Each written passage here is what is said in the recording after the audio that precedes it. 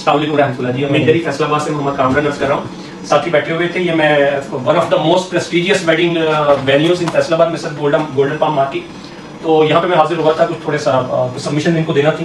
تو organic food پہ بات چل رہی تھی, اس میں دودھ پہ بھی بات چل رہی ہے, مسالہ جات پہ بھی چل رہی ہے, ڈیری ویلیو ایڈڈ پروڈکٹس پہ بھی چل رہی ہے, میٹ اور مٹن پہ. یہ ہمارے ایک رسپیکٹیبل ساتھی اور بھی آئے بیٹھے ہیں. He has a vast experience of food research in Lahore, particularly Lahore کی مارکیٹ کے حوالے سے. تو اس وقت ابھی یہ احسان صاحب, our respected friend and colleague, یہ احسان صاحب, we are thankful to him for giving us time and opportunity both. Thank you. کہ چلڈرن ہاسپٹل فیصل آباد میں 4 ماہ 6 ماہ 8 ماہ سال 1.5 سال 2 سال کے بچے, ان کے معدے کے امراض بے بہا, چھوٹے بچوں میں 8 10 10 12 12 15 سال کے بچوں کے ڈائلسس ہو رہے ہیں. اور یہ ریشو بڑھ رہی ہے, ہر سال بڑھ رہی ہے. ہاسپٹل کے بیڈ کم پڑتے جا رہے ہیں, خواہ وہ چلڈرن ہاسپٹل ہو یا دوسرے میڈیکل وینیوز ہوں ٹریٹمنٹ کے. تو اس کی بنیادی ترین وجوہات میں ہماری بیسک جو فوڈ انٹیکس ہیں وہ ہیں. اب دودھ میں جو یوریا فیڈ والا دودھ ہے, یوریا بیسڈ, یوریا کی انکلوژن والی. پھر اس کے بعد جو فارملین زہر, وہ پرزرویٹو ہے, ہاسپٹلز میں یوز ہوتا ہے لاشوں کو, یا سائنٹیفک لیبارٹریز میں یوز ہوتا ہے مومیفائی کرنے کے لیے باڈیز کو. ہمارے یہاں پہ اس کو دودھ میں ڈال دیا جاتا ہے کہ بیکٹیریا فلوریشن نہ ہو اور دودھ خراب نہ ہو, وہ بیکٹیریا فلورش نہ کرے, فلورشنگ نہ ہو.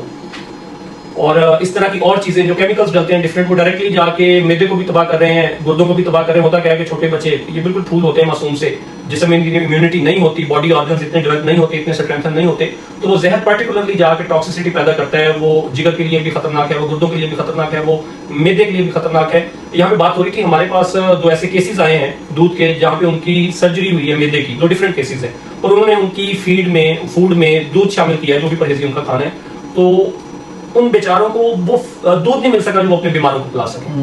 تو خیر اللہ پاک نے ہمیں موقع دیا. یہ میں مارکیٹنگ کے حوالے سے نہیں بات کر رہا کہ ہم ان کو وہ دودھ دے رہے ہیں کہ جسے وہ پی کے تو تھوڑی ان کی ہیلتھ اسٹیبل ہے الحمدللہ. تو اس میں ریکویسٹ کروں گا کہ آپ بھی پلیز کچھ تھوڑا سا ایڈ کیجیے, کیونکہ آپ لاہور کے حوالے سے ایک بڑا پرٹیکولرلی ہے کہ لاہور میں کوالٹی فوڈ پہ کیا ریسرچ ہے, کیا ڈسکشن ہے, کیا معاملات ہے, اور لاہور کی مارکیٹ کتنی واسٹ ہے, اور لاہور میں جو فوڈ کے حوالے سے بزنس ایکٹیویٹی کیسے گرو کر رہی ہے آرگینک فوڈ کے حوالے سے, کہ مارکیٹ نے اس کو ویلکم کیا ہے. بالکل, میں آپ کی بات پہ کنٹینیو کروں گا کہ جو اس کے آپ کے جو آپ کا انیشیٹو ہے, سب سے پہلے تو میں اس پہ آپ کو جو ہے نا وہ کھڑے ہو کے آپ کو اللہ کو کامیاب کریں. یہ پروڈکٹس میں بڑا امپریس ہوں اس میں. میرا جو ایکسپیرینس ہے, جس طرح سے احسان صاحب بھی تھوڑا سا جانتے ہیں کہ میں بائی پروفیشن ایک IT پروڈکٹس کے IT کے حوالے سے میرا رہا, اور اس کے بعد بزنس ڈیولپمنٹ میں ان ڈفرینٹ کائنڈ آف انڈسٹریز کے ساتھ میرا تعلق رہا. اسی انڈسٹری کے ساتھ بھی مارکیٹس کے حوالے سے بھی میرا تعلق رہا. بزنس کو میں نے دیکھا ہے کہ لوگ کوالٹی بیسڈ پروڈکٹس چاہتے ہیں. لوگ پرائز کے اوپر نیگوشیٹ بعد میں کرتے ہیں. صحت میں اپنے ناظرین کو, اپنے بھائیوں بہنوں کو بتانا چاہوں گا کہ ڈیری میں میرے ٹیچر ہیں, اللہ ان کو ہمیشہ سلامت رکھے, بہت کچھ سیکھا ان سے. وہ ایک بڑی خوبصورت چیز کہا کرتے تھے کہ جو سستا دودھ ہے وہ اکثر مہنگے علاج کی بنیاد بنتا ہے. اور یہ پہلے تو اس کو ہم لوگ فار گرانٹیڈ لیتے تھے, لیکن اب باقی پتہ چل رہا ہے کہ سستا دودھ یا سستا گھی یا کوئی بھی سستی چیز جو لینے جائیں آپ, وہ خدا نخواستہ کوئی بھی میڈیکل پرابلم کی ریزن بن سکتی ہے. تو اس میں چیز میں ہمیں یہ دیکھنا چاہیے کہ ہم کوانٹیٹیو ہو کے چلتے ہیں, ہمیں کوالیٹیٹیو اگر ہم ہو کے چلیں تو وہ بھی ایک بہت اچھی چیز ہے. یا ایک اس کا تھوڑا سا روحانی پہلو دیکھ لیں تو ہم لوگ اللہ پاک سے دعا کرتے ہیں کہ یا اللہ ہمیں لمبی زندگی عطا فرما, اور بلا شبہ دراز عمر ایک بہت بڑی نعمت ہے, اللہ پاک کی بہت بڑی نعمت ہے. لیکن دوسری طرف اگر دیکھیں تو ہمیں اللہ پاک سے یہ دعا بھی کرنی چاہیے کہ یا اللہ دراز عمر عطا فرما, اور ساتھ عزت خیر اور صحت والی عمر عطا فرما. اور کم از کم چلے عزت اور خیر کے لیے تو ہمیں اپنے اعمال درست کرنے چاہیے. میں اپنے اوپر سب سے پہلے بات لاگو کروں گا, یا کرنی چاہیے مجھے, میں کسی اور پہ نہیں بات کر رہا. لیکن جو خوراک کا پہلو ہے وہ تو کم از کم ہمارے ہاتھ میں نا, کہ ہم یہ چیز دیکھیں کہ ہم کیا سلیکٹ کر رہے ہیں, کہاں سے سلیکٹ کر رہے ہیں, اس کا سورس آف اوریجن کیا ہے. ہم لوگ تو اتنا بھی نہیں سوچتے کہ جو سورس آف اوریجن کیا ہے, اور سورس آف اوریجن ہی ساری کہانی ہے. کسی چیز میں بھی کوئی بھی ملاوٹ ہو ہم میں سے نہیں ہے, براہ راست دار اسلام سے خارج ہے. اچھا, پھر ملاوٹ میں ہمارے معزز جو کنزیومرز ہیں وہ یہ سمجھ لیتے ہیں کہ شاید پانی ڈال دیا ملاوٹ ہے, برف ڈال دی ملاوٹ ہے. اس وقت ملاوٹ کا سینیریو ہی چینج ہو چکا ہوتا ہے. آپ کو یہ نہیں پتا کہ وہ دودھ گائے نے دیا, بھینس نے دیا, بھیڑ بکری نے, اونٹنی نے دیا, یا واشنگ مشین نے دیا.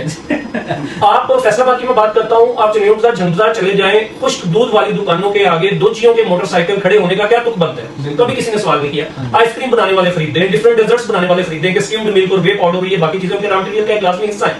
उन्होंने टेक्सचर बनाना होता है, ये एक पार्ट ऑफ देयर रेसिपी है लीगली भी, और अपनी चीज को एक इंप्रूव करने के लिए इसमें डेयरी के अलावा कुछ डेयरी की ड्राई वैल्यू एडेड आइटम्स भी डलती हैं। अब अगर कामरान जाके खुश्क पाउडर के थैले खरीद रहा हो और कामरान क्लेम करे कि मेरा डेयरी फार्म है या मेरी दूध की दुकान है, तो मेरा नहीं ख्याल कि इसकी कोई लॉजिक या मंतक बनती है। होता क्या है कि एक मन दूध को कई मन में कन्वर्ट किया जाता है, फिर वो गली मोहल्लों में बिकता है। 80 रुपए किलो खालिस दूध फलां साबित करने वालों को इतने लाख नाम, 120 रुपए किलो खालिस दूध फलां साबित करने वालों को इतने हजार नाम। अच्छा कामरान भाई, मैं थोड़ा सा बात करूंगा प्लीज। मुझे बताइएगा कि कौन सा ऐसा पैरामीटर है जिससे पता चलता है कि दूध खालिस है और ये दूध दोनों का इस्तेमाल करके, सरसों का तेल जो अपने स्पेलर से निकाला हुआ है वो इस्तेमाल करके वो मलाई नहीं दे सका। मेरे 7-7.5 फैट के मिक्स दूध के ऊपर उस तरह की मलाई नहीं है जो वो मैंने देखी है, वो सिंथेटिक मलाई होती है। ऐसे आप उसको तिनके या छड़ी से उठाए ना तो पता चलता है कि आपने ना वो कंबल या बेडशीट उठा ली है, और मोटी भी माशाल्लाह रच के। फिर टेस्ट बहुत मैटर करता है कि जो नेचुरल दूध है वो हमेशा उसमें एक स्वीटनेस होगी। अच्छा, स्वीटनेस एक और चीज बता दूं, एसेंस डालने से भी स्वीटनेस आ जाती है। कॉर्न सिरप भी दूध में डलता है, थोड़ा सा मॉडिफिकेशन के साथ, केमिकल्स के साथ।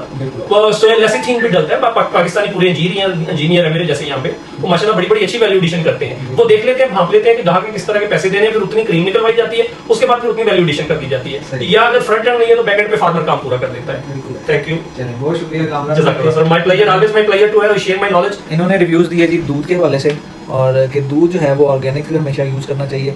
कोई भी चीज़, दूध है, मिसालें हैं। अनफॉर्चुनेटली हमारे यहाँ पे ये है कि कोई ऐसा पैरामीटर नहीं है कि जिससे हम जांच सकें कि दूध जो है वो कैसे हम तक जो पहुँचा है वो खालिस है या गैर खालिस है। तो इसके ऊपर अब हमारा ईमान ही है कि हम जो है वो दूसरों यानी को हम क्या क्लेम कर रहे हैं, क्या बेच रहे हैं या क्या कर रहे हैं। बिल्कुल। चलें जी, बहुत शुक्रिया। जज़ाकल्लाह।